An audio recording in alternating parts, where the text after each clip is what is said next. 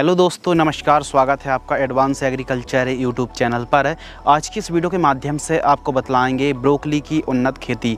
Broccoli की खेती कब और कैसे करना चाहिए। तो सर्दियों के दिनों पर अक्टूबर, नवंबर और मिड नवंबर पर यदि आप दोस्तों ब्रोकली की खेती करते हैं तो काफ़ी अच्छा आपको लाभ मिलेगा। ज़्यादा रोग बीमारी का प्रकोप सर्दियों के दिनों पर देखने के लिए नहीं मिलता है। तो हमारे किसान भाई जब भी ब्रोकली की खेती करते हैं तो कौन सी वैरायटी का सलेक्शन चुनाव करना चाहिए, एक एकड़ में कितनी लागत लगती है, मुनाफा के साथ साथ बात करेंगे कौन सी बीमारी आती हैं, उनका इलाज, उपाय, स्प्रेइंग, खाद का शेड्यूल, कैसी सिंचाई आपको करनी पड़ेगी, भूमि की तैयारी किस प्रकार करना चाहिए और सही टाइमिंग के ऊपर भी इस वीडियो के माध्यम से संपूर्ण जानकारी साझा करने वाले हैं। तो वीडियो पर बने रहिए। चैनल पर पहली बार आए हैं तो चैनल को अभी सब्सक्राइब करें। चलिए दोस्तों शुरू करते हैं। सबसे पहले बात करते हैं टाइमिंग। तो देखिए, सर्दियों के लिए आप अक्टूबर से नवंबर के मध्य दोस्तों आप खेती कर सकते हैं। बाकी आप बरसात पर ब्रोकली खेती कर रहे हैं तो जुलाई से अगस्त के मध्य आप खेती कर सकते हैं।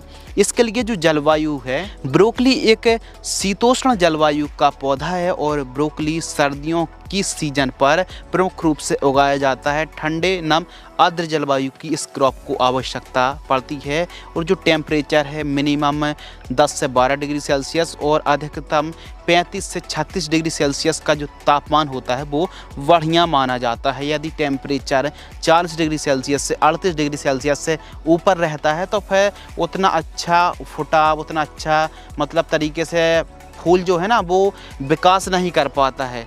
तो कुछ किसान भाई ब्रोकली खेती पॉली हाउस में भी 12 महीने करते हैं।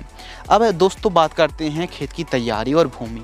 तो ब्रोकली खेती सभी प्रकार की भूमि पर आप खेती कर सकते हैं, लेकिन काली दोमट भूमि काफ़ी ज़्यादा उपयुक्त है। हल्की भूमि पर भी काफ़ी अच्छा उत्पादन निकाला जा सकता है। मृदा की पीएच वैल्यू 5.5 से 7.5 तक होनी चाहिए। उत्तम जल निकास का प्रबंध होना बहुत ज़्यादा ज़रूरी है। इस प्रकार खेत की आपको तैयारी कराना चाहिए। कल्टीवेटर, रोटावेटर से ठीक तरीके से मिट्टी को भुरभुरी कराना चाहिए। खेत के चारों साइड साफ सफाई होना बहुत ज़्यादा ज़रूरी। ब्रोकली एक ऐसी खेती, एक ऐसी फसल है जो कि कम लागत वाली फसल है और ज़्यादा मुनाफा आप कम दिनों से एक अच्छा मुनाफा निकाल सकते हैं। तो आप भी नए हैं और ब्रोकली खेती कर रहे हैं तो आधा एक एकड़ में खेती करके देखिए। आधा एकड़ पर यदि आपकी नज़दीक पे जो मंडी है, यदि मार्केटिंग भाव अच्छा मिलता है, डिमांड अच्छी है तो ब्रोकली खेती आप कर सकते हैं। उन्नतशील किस्मों के ऊपर दोस्तों बात करते हैं तो जो वैरायटी देखिए, हर एक किस्म हर एक जगह के लिए अलग अलग वैरायटी तैयार की जाती हैं। तो अपने एरिया, राज्य, जलवायु, भूमि, क्लाइमेट्स कंडीशन के हिसाब से बेस्ट वैरायटी का ही चुनाव करना चाहिए। मध्य प्रदेश के लिए इन किस्मों से अच्छा उत्पादन लगातार निकाला जा रहा है। जैसे नामधारी सीड्स की NS 1250 ब्रोकली आती है। नंबर 2 सकाटा कंपनी की साकी F1 के नाम से आती है। क्लाउस की फैंटेसी के नाम से आती है। सिजेंटा कंपनी की वेस्टी हाइब्रिड और सिजेंटा कंपनी की मोनोपोली के नाम से आती है। इन ब्रोकली को आप लगा सकते हैं। एक एकड़ में 100 से 110 ग्राम सीड्स की रिक्वायरमेंट पड़ने वाली है और एक एकड़ में 17 से 18,000 पौधे आपको लगने वाले हैं। नर्सरी तैयार, जैसे आप पत्ता गोभी, फूल गोभी की नर्सरी तैयार करते हैं ना, ठीक उसी प्रकार आप ब्रोकली की भी नर्सरी प्लास्टिक प्रो ट्रे में कर सकते हैं। साधारण तरीके से भी आप नर्सरी तैयार कर सकते हैं, कोई दिक्कत की बात नहीं। जल्दी नर्सरी तैयार करने के लिए प्लास्टिक प्रो ट्रे विधि को आप अपना सकते हैं। यदि आप प्लास्टिक प्रो ट्रे में नर्सरी तैयार करते हैं तो 25 से 27 दिनों में एकदम स्वस्थ नर्सरी तैयार हो जाएगी। बेड किस प्रकार तैयार करें तो देखिए, यदि आप ब्रोकली की खेती बेड विधि से खेती करते हैं ना, यानी जैसे हम आलू की खेती करते हैं उस प्रकार यदि हम ब्रोकली की खेती करेंगे तो एक अच्छा हमको उत्पादन, एक अच्छे से जड़ों का विकास होगा। तो इसके लिए बेड मेकर या फिर बेड राइजर से बेड तैयार कराना चाहिए। बेड की चौड़ाई 2 फीट और बेड से बेड की दूरी 2 से 2.5 फीट आपको रखनी चाहिए। बेड की ऊंचाई आधा फीट से लेकर 1 फीट तक आप रख सकते हैं। तो यह जो डिस्टेंस है बेड तैयार का बहुत ही अच्छा है, बढ़िया। इस डिस्टेंस पर आप बेड तैयार कर सकते हैं। मल्चिंग पेपर भी आप लगा सकते हैं। 25 माइक्रोन का मल्चिंग पेपर एवं 16 mm ड्रिप को आप लगा सकते हैं इन लाइन। बेसल डोज जब आप खेती कर रहे हों, स्टार्टिंग पर जो प्राइमरी न्यूट्रिएंट हैं, जब पौधरोपण कर रहे हैं, बेड तैयार कर रहे हों, तो उस समय 2 ट्रॉली गोबर की खाद और NPK 12-32-16 लगभग 75 किलोग्राम। साथ ही दीमक की समस्या है, व्हाइट ग्राफ की समस्या है तो रिजेंट GR दानेदार इंसेक्टिसाइड आपको लेना है 5 किलोग्राम और सरसों की खली आपको लेना 1 एकड़ में 2 से 3 क्विंटल। इन सभी को मिक्स करना है और जब बेड तैयार कर रहे हैं उस समय बेड में देकर बेड तैयार आपको कराना चाहिए। इन खादों को देने से बहुत ही अच्छा आपको लाभ मिलने वाला है। तो सर्दियों के दिनों पर ज़्यादा स्प्रे नहीं करनी पड़ती हैं, ज़्यादा खाद नहीं देनी पड़ती, फसल एकदम स्वस्थ तरीके से तैयार हो जाती है। लेकिन गर्मियों के दिनों पर कर रहे हैं तो परिस्थिति बिल्कुल विपरीत हो जाती हैं, उत्पादन अच्छा नहीं मिल पाता है, पौधा अच्छे से विकास नहीं कर पाता, पौधा छोटा रह जाता है। अच्छे से विकास करे तो ह्यूमिक एसिड और कौन सी खाद आपको देना चाहिए इसके बारे में भी बात करने वाले हैं। तो एक अच्छा उत्पादन के लिए देखिए सबसे पहले बात करते हैं कितनी दूरी पर लगाएं, बहुत ज़्यादा ज़रूरी है। तो पौधे से पौधे की दूरी 1 फीट, लाइन से लाइन की दूरी हमको 1 फीट रखनी चाहिए। लेकिन दोस्तों यदि हम ड्रिप से खेती कर रहे हैं तो पौधे से पौधे की दूरी 1.5 फीट और एक बेड पर डबल लाइन पर जिग-जैग पौधरोपण करना चाहिए, प्लांटेशन करना चाहिए। प्लांटेशन हल्के हाथों से करें। प्लांटेशन करने से पहले आप सिंचाई कर लीजिए फील्ड पर। सिंचाई किस प्रकार करें? ड्रिप से 2 से 3 दिनों के अंतराल पर सिंचाई करें। फ्लैट एरीगेशन से 10 से 12 दिनों के अंतराल पर आपको सिंचाई करनी चाहिए। अब सर्दियों के दिनों पर बहुत ही कम सिंचाई की आवश्यकता पड़ती है, तो ऑब्जर्वेशन करें, देखभाल करें, अपनी फसल की देखरेख करते हुए आवश्यकता अनुसार सिंचाई करनी चाहिए। जब क्रैक थोड़ा सा आ जाए तब आपको सिंचाई करनी चाहिए फसल की डिमांड के हिसाब से। खरपतवार की रोकथाम, तो देखिए खरपतवार नाशक स्प्रे मत कीजिए, ज़्यादा बेस्ट जो कि आप वीडियो पर देख रहे हैं इस प्रकार भी कोल्पा की मदद से आप खरपतवार को कंट्रोल करा सकते हैं। इसके अलावा पावर बीडर की मदद से भी आप खरपतवार को कंट्रोल करा सकते हैं। बाकी निराई गुड़ाई, पहली जो निराई गुड़ाई है जब हमारी फसल 25 से 30 दिन की फसल होती है और सेकंड निराई गुड़ाई 55 से 60 दिन के आसपास की फसल होती है तो सेकंड निराई गुड़ाई करनी चाहिए। देखिए जितनी ज़्यादा आप साफ़ सफाई रखेंगे, खरपतवार मुक्त फसल रखेंगे, उतनी ही बेहतरीन तरीके से, शानदार तरीके से ब्रोकली का विकास होने वाला है। तो इन बातों को ध्यान रखिए। अब बात करते हैं स्प्रे शेड्यूल। तो देखिए यदि आप सीजन पर ब्रोकली की खेती करते हैं तो बीमारी रोग का प्रकोप ना के बराबर होगा। लेकिन ऑफ सीजन खेती कर रहे हैं और ऑफ सीजन इस वीडियो को देख रहे हैं आप, तो कई प्रकार की समस्याएं आ सकती हैं, तो उसका इलाज इस वीडियो के माध्यम से हमने समावेश किया है। तो कौन सी बीमारी आ सकती हैं? इनमें से ही बीमारी आएंगी जैसे सेमी लूपर इल्ली है, तंबाकू इल्ली है, हरी इल्ली, DBM है, एफिड जैसिड माइट्स है। तो यह जो समस्या है, चाहे गलन की समस्या हो, कैबेज मैगरी की समस्या हो, माहू हो, काला विगलन, पत्ती धब्बा रोग, काली सड़न जैसी समस्या आ सकती है।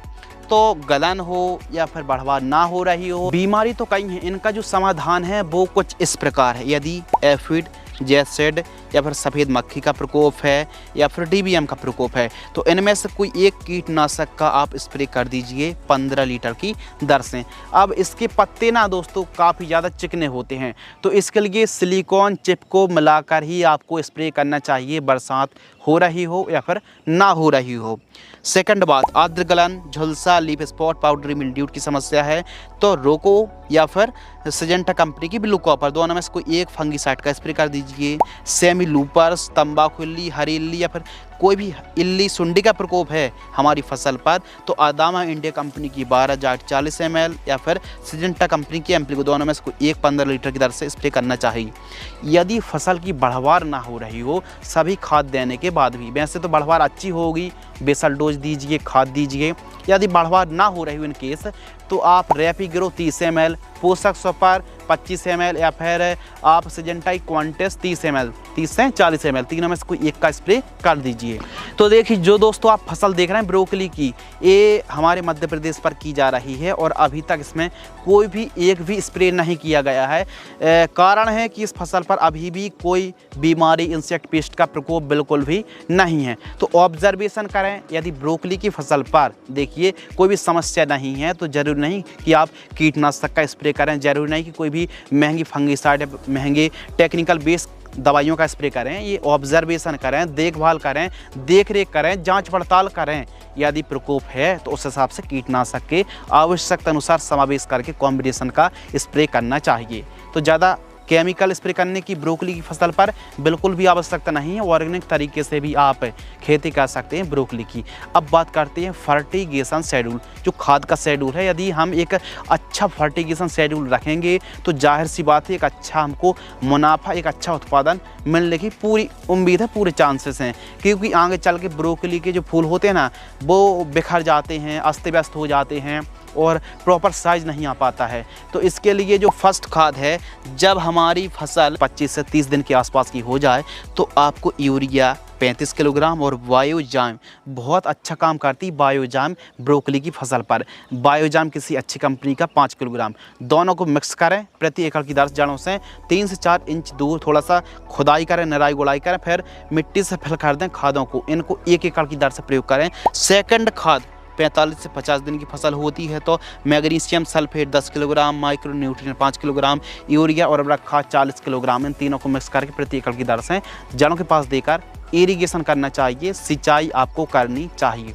अब आपने खाद दे दी तो सिंचाई ऐसा नहीं कि 2 दिन बाद कर रहे हैं, उसी दिन आपको सिंचाई करनी चाहिए। सही मेथड तो ये है कि पहले निराई गुड़ाई होनी चाहिए, उसके बाद जड़ों से 5 से 6 इंच दूर थोड़ा सा आप इस प्रकार निराई गुड़ाई करके खादों को, मिट्टी को निकाल करके खाद देनी चाहिए, मिट्टी को फिल करें। खाद जिस दिन दी उसी दिन ही सिंचाई करनी चाहिए, ध्यान रखिए।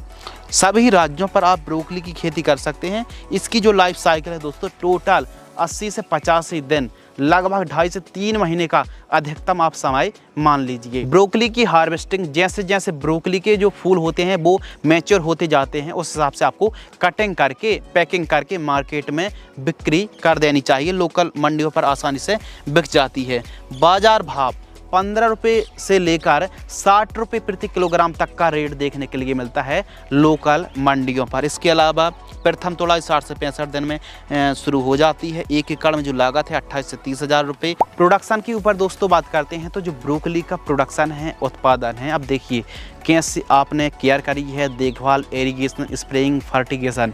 यदि भूमि अच्छी है तो उत्पादन, यदि केयर अच्छी करेंगे तो उत्पादन बढ़ने वाला है। जरूर नहीं कि सभी जगह पर सेम उत्पादन निकले, देखभाल पर भी काफ़ी ज़्यादा डिपेंड रहता है।